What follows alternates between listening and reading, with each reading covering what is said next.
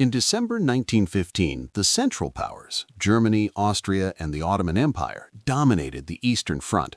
That year, Italy also joined the First World War against the Central Powers. However, Austria was defeated and sidelined it. Meanwhile, there was a stalemate on the Western Front because of the trenches.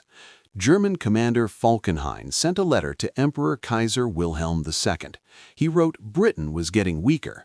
Its two allies, Russia and Italy, were unable to take any major action in the war. France remained Britain's last powerful ally on the Western Front. If it too were defeated, Britain would be left alone, and it would be forced to surrender. That meant Germany would win the First World War. Therefore, he sought permission to launch a decisive attack on France. Kaiser approved the plan. Kaiser's son and the Crown Prince Friedrich Wilhelm was to lead the battle.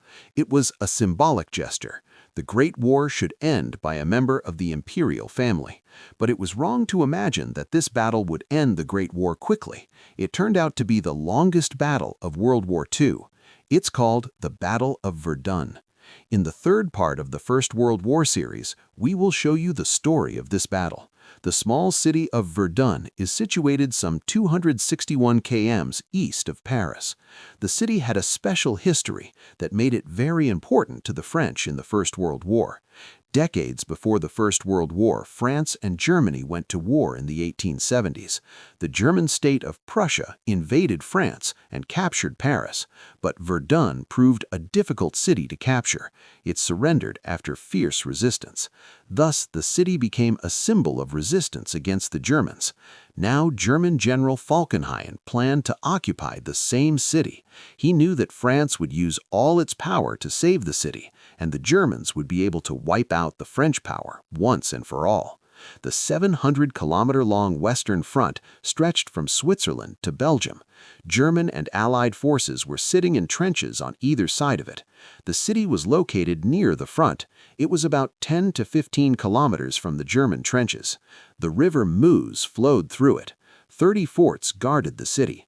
Fort Douaumont, Vaux, and Souville were most important of them.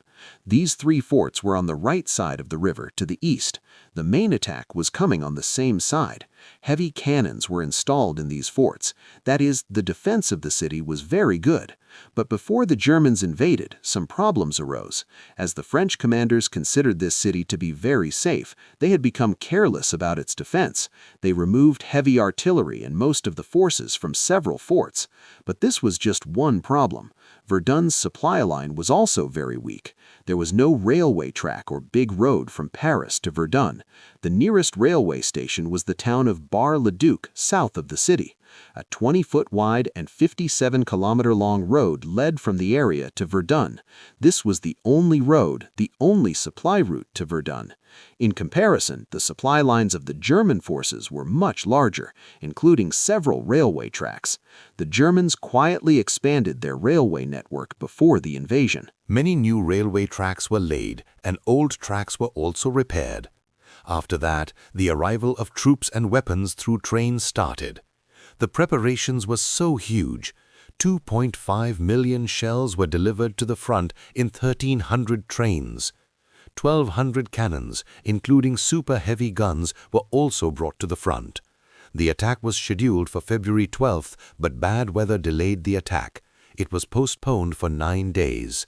Meanwhile, French spy planes spotted some German military preparations. They warned their high command, but the high command ignored the warning. They only sent some additional forces and guns to the front, which was not enough. The Germans codenamed this attack Operation Gericht. It means judgment in German, so it was a decisive operation for the Germans. That was supposed to end the Great War. At 7:15 in the morning of February 21st, 1,200 German guns boomed. They opened fire on a 20-kilometer wide front on the eastern side. The Battle of Verdun had begun. The German bombardment continued for about 10 hours. The bombardment seemed like the German guns were breathing fire. The sounds of shell explosions could be heard up to 160 kilometers away. With each explosion, the ground shook like an earthquake. After 10 hours of bombardment, the German infantry advanced. They penetrated 4 kilometers into the enemy lines on the first day. The Germans fired 1 million shells at the French forces that day. During the next 3 days, the Germans continued to advance non-stop. On February 25, they also captured the strongest French fort, Douaumont. The French had removed their cannons from this fort as well. Only 57 soldiers were deployed to guard the fort. They surrendered without firing a single shot. When news of this victory reached Germany, church bells rang. A holiday was announced for schools. This defeat was unbearable for the French. They were looking for a savior who could stop the Germans. This savior they soon found in the form of General Philippe Pétain. The High Command dispatched General Philippe Pétain with the Second Army. On February 26th, he took over command of the French army at Verdun. Meanwhile, the French forts on the west bank of the Meuse River resisted. They had a significant number of cannons. They began shelling the German forces on the east bank. This made it impossible for the Germans to advance beyond Fort Douaumont. General Pétain got time to strengthen his defense on the eastern bank. You already know that the French had only one road to Verdun, only one supply line. General Pétain immediately arranged for 3,000 trucks and vehicles. These vehicles made continuous rounds from the station at Bar-le-Duc to Verdun. They transported thousands of troops and supplies daily. This road became so busy that it was never empty of vehicles or foot soldiers. The route that led from Bar-le-Duc to Verdun became sacred in France. Thus, the French called it the Sacred Way. The route became a symbol of the French resistance and of General Pétain as a hero. At one point, he reassured his superiors about the Germans, saying, "They shall not pass." This phrase became very famous among the French people. Hundreds of thousands of French soldiers reached the front via this road. They had put the brake on the advancing German forces. The advantage the Germans had in numbers and strength was gone. But they were still attacking continuously. They were concerned about the bombardment from the western side of the river. The bombardment had blocked their advance, so they decided to attack on the western side too to end the bombardment. Thus, they would be engaged only on the western side. This would help the Germans to advance from the eastern side. The Germans were targeting the forts to stop the bombing, but they had to capture a few hills on the way. The Germans initially targeted these 2 hills. These hills were located at a distance of at least 10 kilometers from Verdun. One hill was called Dead Man's Hill, and the other was called Hill 304. These were small hills, but the French forces held positions on the heights. Their capture was not child's play. That's why they proved difficult targets. On the 6th of March, the German army advanced towards these 2 hills, and an endless battle began. The Germans repeatedly attacked these hills. They would also capture some of the French positions. However, the French would push them back each time. The roar of the artillery on both sides was not abating for a moment. The situation on the Verdun front was so intense, the Germans were stopped on the eastern side of the Meuse River, while on the western side a fierce battle was going on for the 2 hills. The battle continued for several weeks or months. Both sides suffered thousands of casualties. The German forces captured these hills. However, the death toll for the Germans was too high. They didn't advance, and it became another stalemate. However, artillery bombardment continued from both sides. A memorial to this battle has also been erected on Dead Man's Hill. It is an artificial skeleton holding a French flag in one hand and declaring victory. Underneath it is written in French the famous phrase of the French commander, "They shall not pass." Both armies were pushing to break the stalemate without success. Meanwhile, on May 1, there was a change in the French command. General Pétain was made the commander of the larger part of the army. He was sent away from Verdun. In his place, another commander, General Robert Nivelle, was brought to this front. As soon as General Robert took command, he began preparations to retake Fort Douaumont from the Germans. On the morning of May 22, French artillery bombarded the fort heavily. Thousands of French soldiers advanced toward the fort. They entered the courtyard. However, the Germans were also alert. They turned every cannon and every machine gun at the French. Dozens of French soldiers died, and the remaining fled. At least 5,000 soldiers were killed, wounded, or captured in the entire attack. The failure of the French attack temporarily boosted German morale.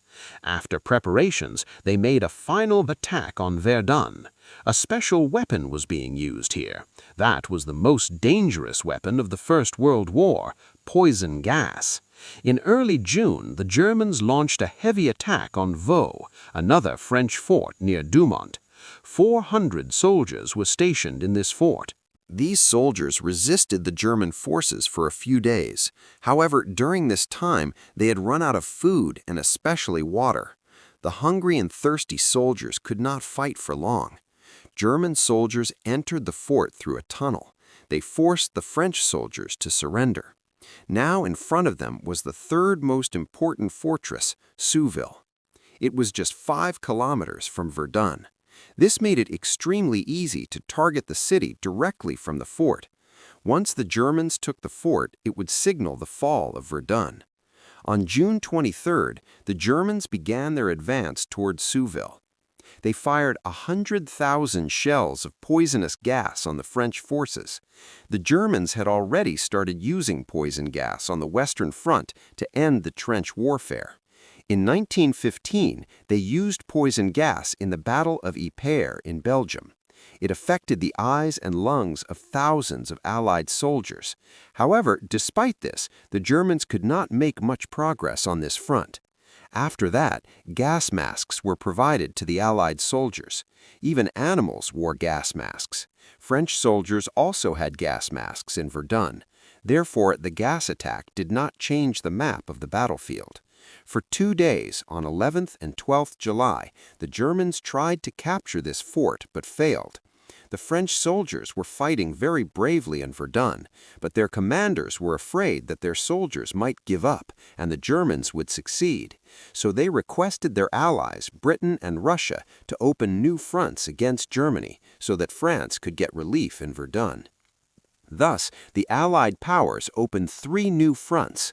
In June 1916, the Russians launched the Brusilov's offensive on the Eastern Front.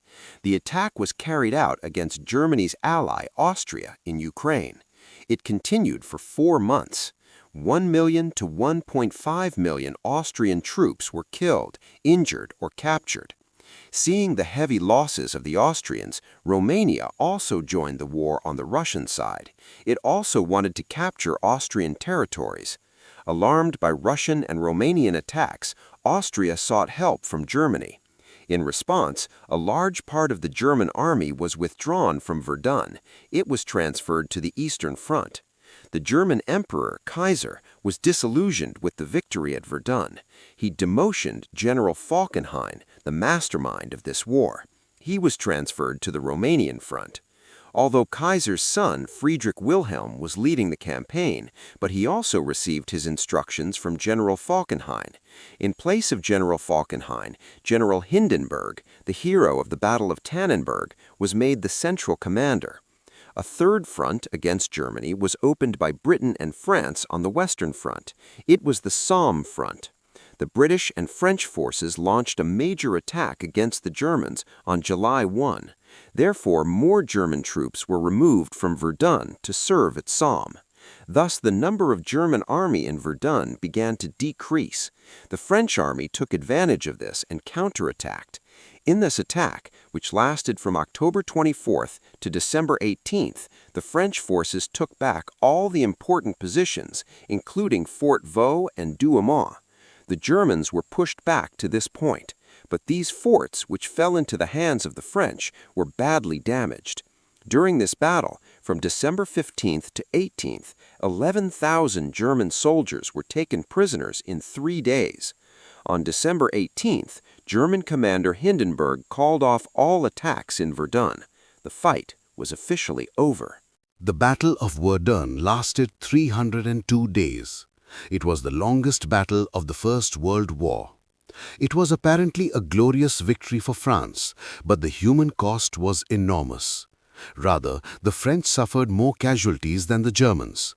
According to an estimate, 478,000 soldiers of the French army were killed, wounded or missing, while the loss for the Germans was 329,000 troops. Among those killed was a famous German painter, Franz Marc. Between 40 and 60 million shells were fired by both sides in the Battle of Verdun. 70% of casualties from both sides were caused by artillery. Around 1.5 lakh bodies were unidentified. It was even difficult to decide whether it was a German corpse or a French corpse. So the remains of all these soldiers were buried in this big building near Verdun. There is also a cemetery outside this building. It contains more than 16,000 graves. This is the largest cemetery of the French soldiers killed in the First World War. The largest cemetery. Another horrific fact of the war was that at least 9 villages near Verdun were destroyed by bombardment. Even these villages could not be resettled because millions of shells were buried underground in the area, which were always in danger of exploding. The villages have not been rebuilt, but all of them are still marked with boards and are preserved on local maps. Symbolic mayors are appointed for these villages. These mayors have a special duty. They work to preserve the few ruins left in these villages. Experts are also removing the explosives from these villages, but this work is done very carefully. Hence, its speed is very slow. So slow that it will take centuries to completely clear the area. The Germans had lost the Battle of Verdun. The German dream of ending the First World War in victory was shattered. But now, the Allied powers had launched a major offensive on the Third Front. It was the first war in history in which giant iron weapons took part. These iron weapons were tanks. The Battle of the Somme was fought between steel and skin. 1 human was killed every 5th second. Thank you for watching this episode.